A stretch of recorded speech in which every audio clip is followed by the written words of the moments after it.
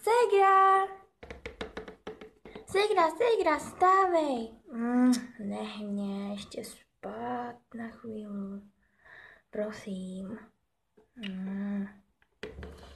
Dobré ráno, dobré ráno, zlatíčko.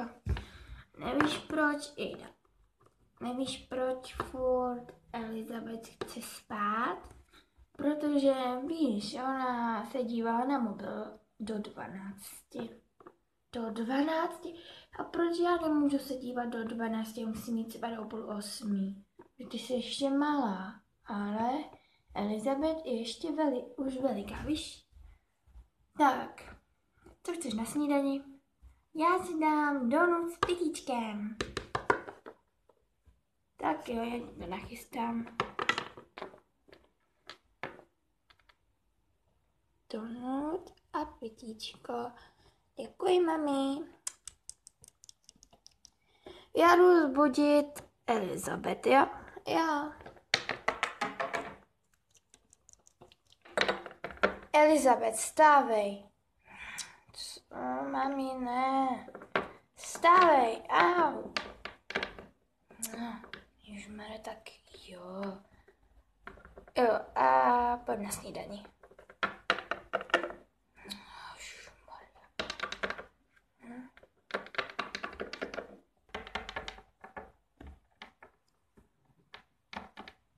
Napsal mi Rex. Půjdeme ven? Ano, a kdy? Třeba ve 3. Tak jo, ale už musím jít na snídani, tak ahoj. Už jsem tady. No konečně. Chceš taky donut? A jo. Dobré ráno, ségra. A dobré ráno. Tady to máš. A děkuji. Já už jsem to vypila. Já si jdu hrát.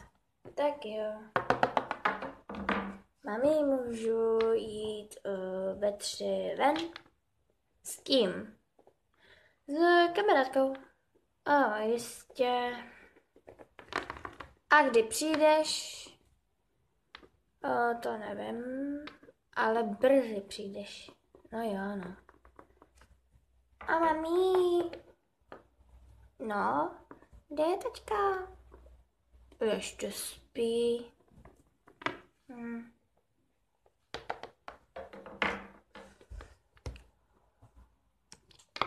Jo.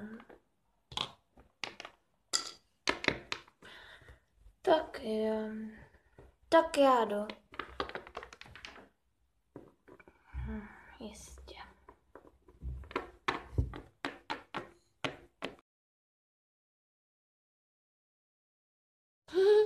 To je dobrý. Kolik je? Už je 2:30, musím se chystat. To si dám. Tak tohle a ještě se nastříkám.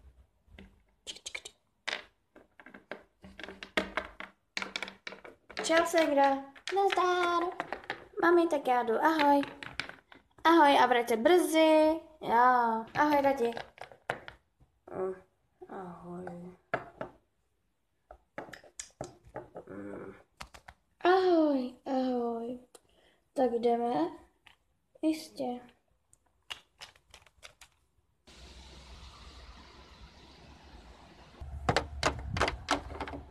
Potřeboval prostě něco říct.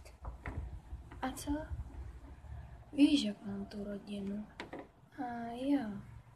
No, tak. Jsem se rozhodl, že uteču. Utečeš? A proč? No, protože už to nezvládám. Ale já tě mám ráda, já bez toho nepřežiju. Však právě rozhodl jsem se, jestli nechci utéct se mnou. Ale co moje rodina? Víš to, zítra se tady sejdeme, jo? Ano. A večer si to promysli. Tak, ahoj. Ahoj.